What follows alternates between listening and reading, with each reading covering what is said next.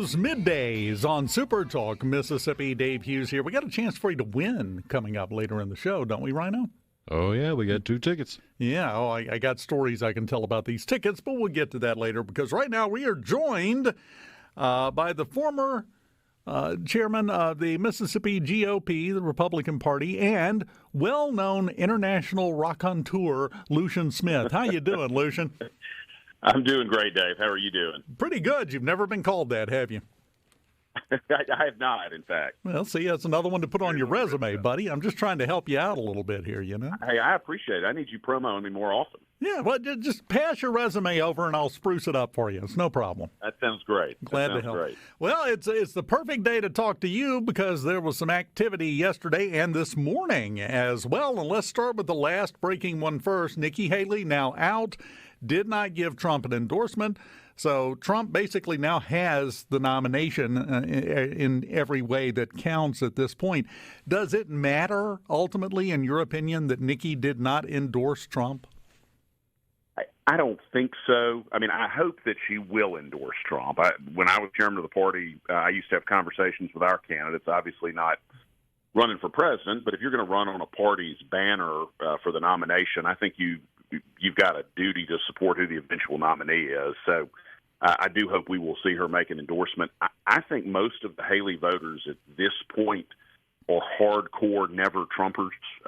It's been clear for the last at least several months that Donald Trump was going to be the Republican nominee for president. And so I think the people you have voting for Nikki Haley were essentially making a protest vote, and I don't think that very many of them are likely to follow her endorsement when it does come for Trump.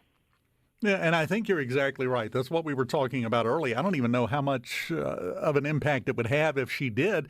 It's almost a moot point right now, but it does bring up an interesting question.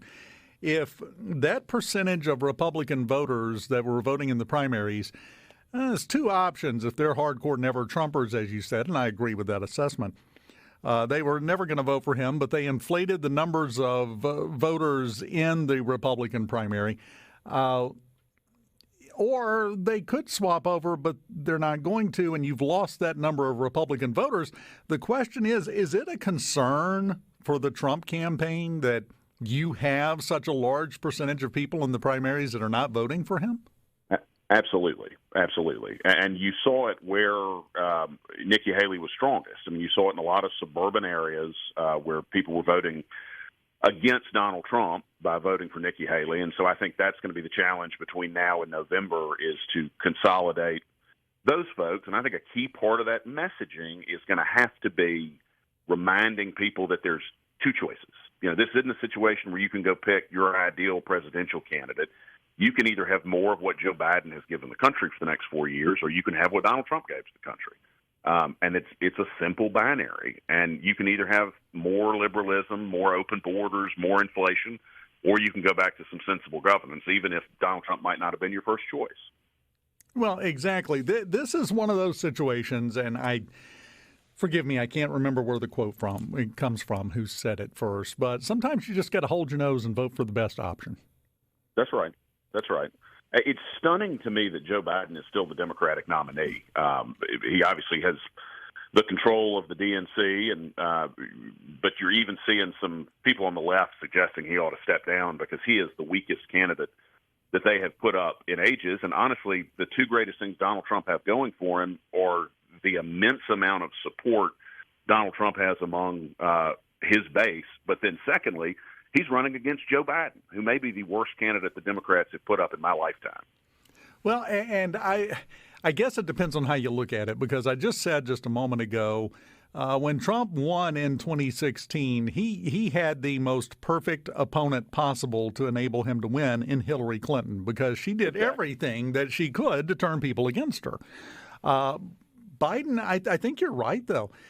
He's almost done a better job of turning people against him, but it's through results and the way life is now, as opposed to what he says he's going to do, which is more impactful. Because why do the Democrats keep trying to desperately spin and lie their way out of the fact that nobody is happy with the economy or the border right now? They keep trying to tell everybody, oh, it's fine, everything's great. The gaslighting has gotten old, I think. It has, and people are seeing through it. And I think you're starting to even see the mainstream media be critical of the Biden administration's performance on the border, which is making it difficult for them to gaslight us. Because you're absolutely right. That's always been what they do. They say, oh, there's no problem. There's nothing to see here. It's all in your mind. And they would have the mainstream media echoing what they say such that some people would believe it. But, I mean, people are seeing with their own two eyes what's going on right now is we just have a total lack of enforcement at the border. Well, exactly. And economically, you know this as well as I do. Most elections are won at the kitchen table. That's right. That's just the way it works. And I'm sorry if you're having trouble making ends meet, if you're sitting there discussing how bad things are and how your money doesn't stretch far enough to cover everything anymore around the kitchen table. By default, that hurts the incumbent, no matter what party they're in or who they are. That's Absolutely. A bad thing for the incumbent. Absolutely. And I think that's going to be a core part of Republican messaging between now and November is just asking you, was your life better or worse when the Republicans controlled the White House? And I think if that is our message and we stick to kitchen table issues, we will be successful. But what you're going to see from the Democrats, and you know this, they're going to have increasingly extreme rhetoric about Donald Trump. I mean, what they tell you is that democracy is on the ballot in November, and that's what they're going to use to try to motivate their voters. And that's a lie, which you know. But to me, the best way that you know that is a lie is that the Democrats have nominated Joe Biden. If, in fact, if you really believe that Donald Trump wins in November, American democracy is going to cease to exist, you would never nominate a man in his 80s who has serious questions about both his ethics but also about his mental faculties. That's just not what you do if, in fact, democracy was on the ballot. Well, the thing that I think everybody has to remember is that the people that are putting that messaging out are also the ones that are actually running the country right now. It's not Joe Biden. Right. So, of course, they're going to say that. They want the status quo because they can keep doing what they want to do. Yeah, that's right. I think that's exactly right. I think he gets led around by a bunch of young staffers who are pretty well running the country. Yeah, and they're doing a bang-up job of it, Lucien. Let me tell you, couldn't be better. Well, and there is one rock-solid guarantee in all of this.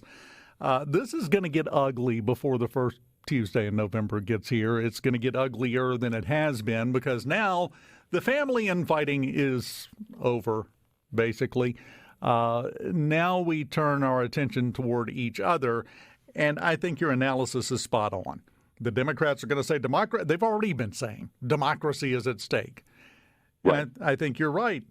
As Republicans, if we focus on those kitchen table issues and drag out that old chestnut that works so well because it's so relevant, are you better off now than you were 4 years ago? We win.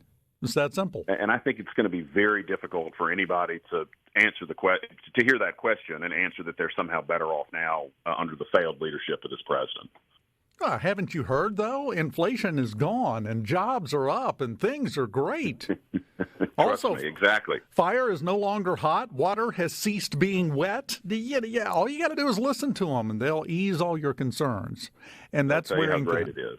Yeah, that's what it's been this entire time. So it's going to be interesting to see how this plays out moving forward with the game plans if they listen to sensible people like you and I or just go off in some weird tangent. That's exactly right. And I think that's got to be our core message between now and November, not give in to the distractions that the Democrats are going to try to make and remind people that we had good leadership 4 years ago with Republicans in charge, and we need to bring the Republicans back and hopefully get the country back on track. And that if that's our message, if we focus on those core issues, I think we'll be successful. Well, let me ask you this. The presidency always gets all the attention. What do you think the odds are of us taking back the Senate or building on a majority in the House? I think I think there is a chance in the Senate. A lot of it's going to depend on who all we nominate. Mississippi has a primary on Tuesday that Roger Wicker is running in, and he was endorsed by Trump recently. And if he is reelected, which I expect he will be, if the Republicans take back the Senate, he'll be the chairman of the Armed Services Committee, which will do just massive things for the state of Mississippi. So I certainly hope we take the Senate back. I think it's an uphill battle in this environment. The House is similarly. I think it's going to be tough for us to keep it, but I hope that we do so that we're able to get some things done after November. We're talking to Lucien Smith on Middays live in the Element Well studio. When we come back, mentioning that about Congress and about our primary next week, I want to talk about both of those when we come back, okay? Sounds great. We'll do that on this Wednesday morning on SuperTalk Mississippi next. Mississippi live in the Element Wealth studios here on Middays, joined on the phone by former chairman of the Mississippi GOP, Lucien Smith. And Lucien, you mentioned the primaries. We have primaries in Mississippi. We're not part of Super Tuesday. We're a week removed from it. Next Tuesday is when the primaries happen. And I know it's going to be tempting for some people because now it looks like the presidential nomination is locked up in both directions.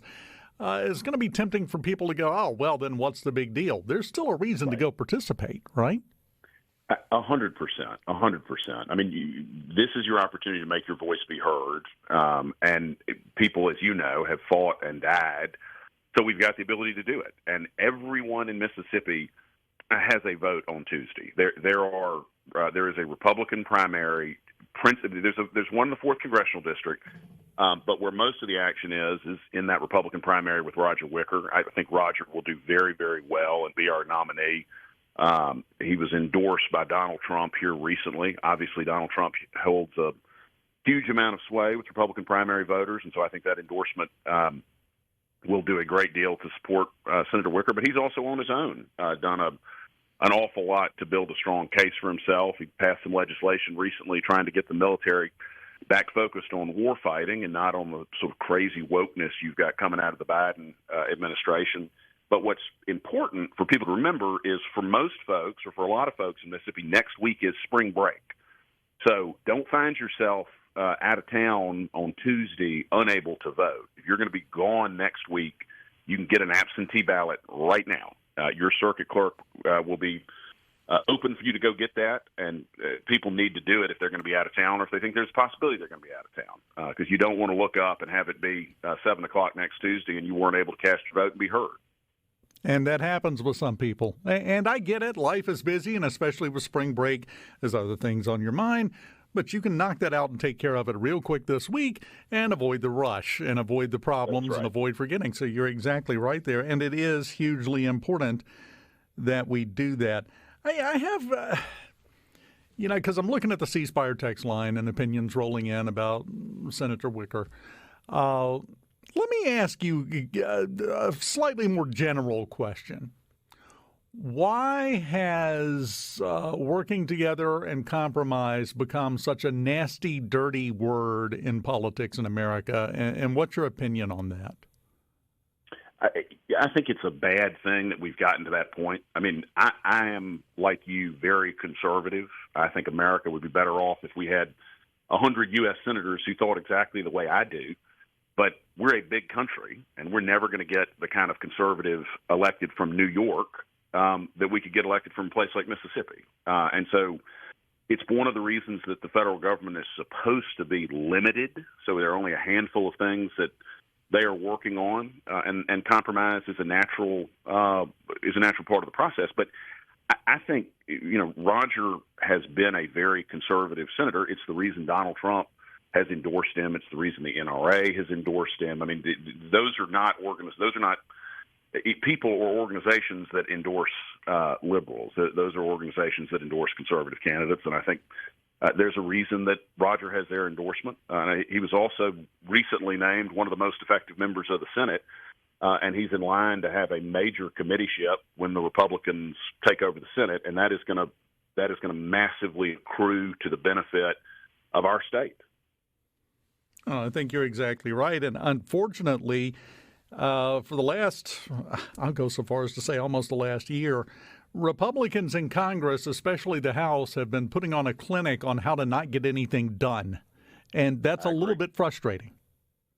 It absolutely is. It absolutely is. And I do think that's going to hurt us in the House because we just haven't been able to get our act together. And I think it's going to make some voters say, well, heck, I mean, what's the point of having Republicans in power if they can't get anything done? And that is certainly something that we've done. I don't think you can make the same criticism of Senator Wicker, but I do think the leadership. I think we've got three great congressmen from Mississippi, but I think the leadership has not done a great job of convincing people why we ought to stay in power.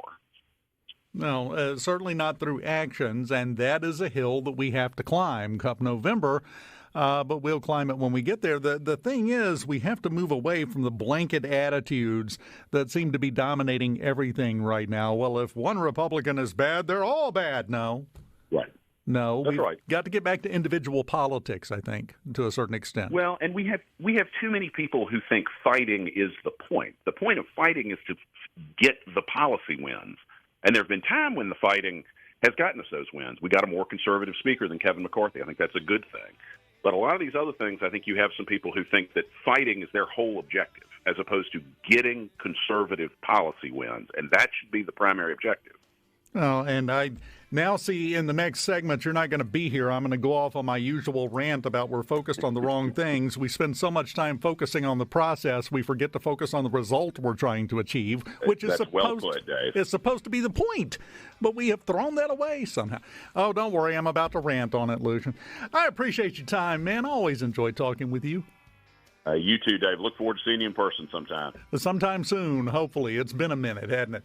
Right now, we're getting ready for Fox News, SuperTalk Mississippi News, and then hour number 2 of Middays in the Element Wealth Studios.